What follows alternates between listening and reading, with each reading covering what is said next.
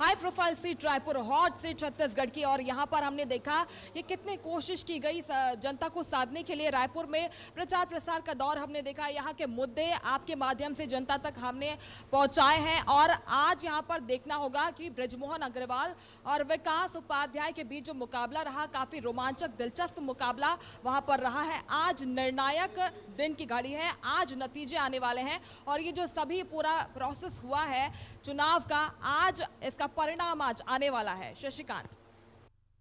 बिल्कुल देखिए, नतीजे आज आने वाले हैं और निश्चित रायपुर की बात कीजिए तो राजधानी रायपुर में जहां एक तरफ जो बीजेपी ने कद्दावर नेता बृजमोहन अग्रवाल 8 बार के विधायक है उन्हें लोकसभा चुनाव में मैदान पर उतारा है, दूसरी तरफ कांग्रेस ने युवा नेता और पूर्व विधायक रहे विकास उपाध्याय उन्हें चुनावी मैदान में उतारा था। निश्चित तौर से लोग कयास यही लगाए जा रहे थे जब बीजेपी ने वर्तमान में अभी मंत्री बृजमोहन अग्रवाल को टिकट दिया, उसके बाद जो है वॉक ओवर देने की बात लोगों की जो जहन है उसमें आ रहे थे, जो आम पब्लिक है। इसके अलावा जो तमाम जो लोग हैं वो यही बात कर रहे थे कि विकास उपाध्याय उनके सामने जो है जो कड़ा प्रहार, जो जिस तरह से बात की जाए, जिस तरह से उनके सामने लड़ना चाहिए उस तरह से नहीं लड़ पाएंगे। वॉक ओवर कांग्रेस ने बृजमोहन अग्रवाल को दे दिया। तो ऐसे में यही बात की जा रही थी कि कितनी लीड से जो है बृजमोहन अग्रवाल चुनाव जीत सकते हैं। हालांकि जो है जब चुनाव होता है तो किसी को भी कम नहीं आंकना चाहिए, एक वोट से भी जो है जीत हार होती है। लेकिन जिस तरह से विकास उपाध्याय और बृजमोहन अग्रवाल दोनों ने जिस तरह से प्रचार किया है, अब कुछ ही देर का समय बाकी है जब मतगणना की शुरुआत हो जाएगी। 8 बजे मतगणना की शुरुआत होगी, उसके बाद धीरे धीरे रुझान आना शुरू हो जाएगा। छत्तीसगढ़ की बात की जाए तो 11 लोकसभा सीट है और 11 लोकसभा सीट के 33 जिलों में जो है मतगणना का कार्यक्रम होगा। मतगणना को लेकर पूरी तैयारी चुनाव आयोग की गई है, सुरक्षा के चाक चौबंद व्यवस्था भी की गई है, किसी प्रकार की घटना ना हो इसकी व्यवस्था भी की गई है निश्चित तौर से। और गर्मी का मौसम है, गर्मी छत्तीसगढ़ में जो जोरदार गर्मी पड़ रही है, तो ऐसे में गर्मी को लेकर भी सुरक्षा जो ठंडे पेय पदार्थ है, जो कूलर है और जो ठंडे जिस तरह से गर्मी ना लगे इस तरह की व्यवस्था भी जो है चुनाव आयोग के द्वारा की गई है। हालांकि कुछ देर का समय और रह गया है जिसके बाद जो है निश्चित तौर से जो रुझान है वो आने शुरू हो जाएंगे।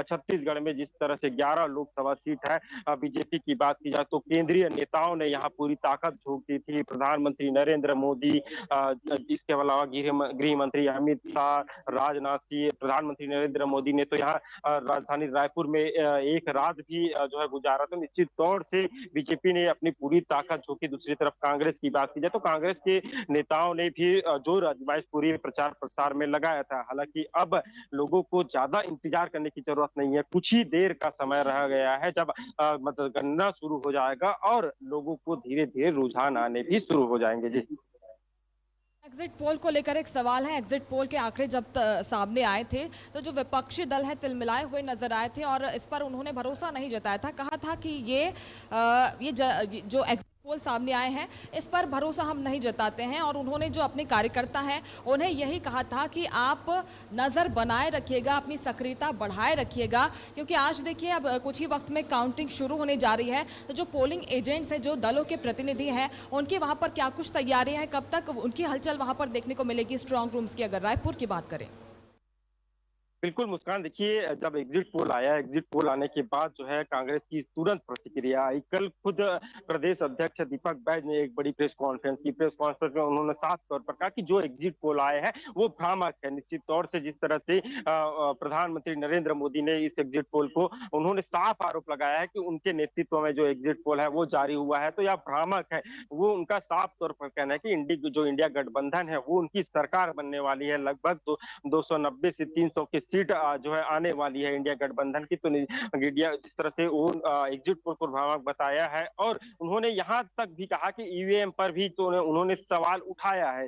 उन्होंने साफ तौर पर कहा कि ईवीएम में भी है क्या गड़बड़ी हो सकती है। हालांकि जो है उन्होंने अब जो कांग्रेस के तमाम जो कार्यकर्ता है, जो एजेंट है, उन्हें प्रशिक्षित भी जो है कांग्रेस ने किया है कि किस तरह से मतगणना सेंटर है वहां की बारीकियों को समझाया है। अगर उन्होंने साफ तौर पर निर्देश जो एजेंट है, वहाँ के जो मतगणना कार्य में जो लगे रहेंगे, जो कार्यकर्ता है वो देखते रहेंगे, उन्हें साफ तौर पर कहा गया है कि अगर आपको थोड़े भी संदेह होता है तो तुरंत वहां पर आवाज उठाए और तो मतगणना कार्य में जो रोके और फिर से जो है मतगणना को जो काउंटिंग है उसकी प्रक्रिया को देखते हुए किस तरह किसी प्रकार की जो गलत हो ना हो, इसको लेकर पूरी तरह से प्रशिक्षित जो है किया गया है और तुरंत सवाल उठाने की बात भी कांग्रेस कार्यकर्ताओं को समझाया गया है। जी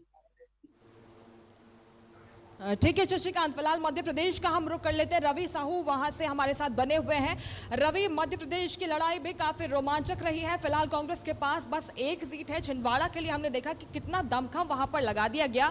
बीजेपी ने साम दाम दंड भेद सभी तरह के प्रयास वहां पर किए कि छिंदवाड़ा को भेद लिया जाए, और तो वहीं कांग्रेस ने भी पूरी कोशिश की कि इस गढ़ को तो कम से कम हम बचा ले। लेकिन एग्जिट पोल के आंकड़े सामने आए हैं तो वहां पर छिंदवाड़ा या फिर कोई एक सीट जो है वो कांग्रेस के खाते में जाती हुई नजर आ रही है। लेकिन बीजेपी कह रही है कि गढ़ हम छिंदवाड़ा का जीतने ही वाले हैं। क्या कुछ तस्वीर फिलहाल छिंदवाड़ा में, पूरे ओवरऑल मध्य प्रदेश की बात करें, क्या कुछ नजर आ रही है रवि? देखिए, बिल्कुल आपको बता दूं कि भारतीय जनता पार्टी जो है शुरू से कह रही है कि वो 29 की 29 सीट जीतने का लक्ष्य उन्होंने पहले से तय किया था। और एग्जिट पोल के जब आंकड़े आए तो उसमें भी 28 से 29 सीट मध्य प्रदेश में भारतीय जनता पार्टी को एग्जिट पोल में दिखाई गई है। वहीं कांग्रेस की अगर मैं बात करूं तो उनका कहना है कि आंकड़े जब आएंगे, ये सिर्फ एग्जिट पोल है, जब आंकड़े आएंगे, जब वोट गिनती होगी, उसके बाद जब नतीजे आएंगे तो नतीजे कुछ और होंगे, ये कहना है कांग्रेस का। वहीं भारतीय जनता पार्टी का कहना है कि वो 29 की 29 सीटें जीत रहे हैं। छिंदवाड़ा भी वो भेज चुके हैं। आज जब परिणाम आएगा तो उसमें छिंदवाड़ा भी वो भेजते हुए भेजने की बात कर रहे हैं। लेकिन अभी परिणाम आने में बस कुछ ही देर का समय बाकी है। 8 बजे से गिनती शुरू हो जाएगी। पहले पोस्टल बैलेट की गिनती होगी, उसके बाद जो है वोटिंग आगे गिनती होगी, जो मशीन है उनकी गिनती शुरू हो जाएगी और रुझान आना शुरू हो जाएंगे। तो ये सब कुछ ही देर में बिल्कुल पूर्ण तरीके से क्लियर हो जाएगा कि मध्य प्रदेश में जो एग्जिट पोल जो जारी हुए हैं वो कितने सही हैं, ये कुछ देर में क्लियर हो जाएगा। हालांकि भारतीय जनता पार्टी पूरी 29 की 29 सीटें जीतने का दावा ठोक रही है। बिल्कुल लौटूंगे आपके पास, नजर आप बनाए रखेगा और भी समीकरण आपसे समझेंगे। फिलहाल जगदलपुर का हम रुख कर लेते हैं। हमारे साथ प्रशांत गजभिये लगातार बने हुए हैं। प्रशांत, ओवरऑल छत्तीसगढ़ को लेकर मैं आपसे बात करना चाहूँगी। 11 सीटें आती हैं छत्तीसगढ़ में, फिलहाल 2 सीटें कांग्रेस के पास हैं और भारतीय जनता पार्टी का पूरी तरीके से दबदबा यहाँ पर नजर आ रहा है। इस बार जनादेश किसे मिलने वाला है? जो 2 सीटें हैं बरकरार रखती है कांग्रेस पार्टी, या फिर ट्रेंड बदलने वाला है? इसको लेकर क्या कुछ जानकारी है, तस्वीर क्या नजर आ रही है प्रशांत? देखिए, 11 लोकसभा सीटें हैं छत्तीसगढ़ में कुल, और पिछले बार चुनाव में हमने देखा कि 2 सीट जो है वो कांग्रेस के हाथ में है, जबकि सरकार कांग्रेस की थी। लेकिन इस बार कहीं ना कहीं स्थिति अलग है। भारतीय जनता पार्टी की सरकार है छत्तीसगढ़ में। ऐसे में 11 सीट जो लोकसभा है उसमें भारतीय जनता पार्टी ने पूरा प्रयास किया है कि 11 की 11 सीटें जो है वो भारतीय जनता पार्टी के पाले में आए। लेकिन कहीं ना कहीं इस तरीके का समीकरण बनता हुआ नजर नहीं आ रहा है।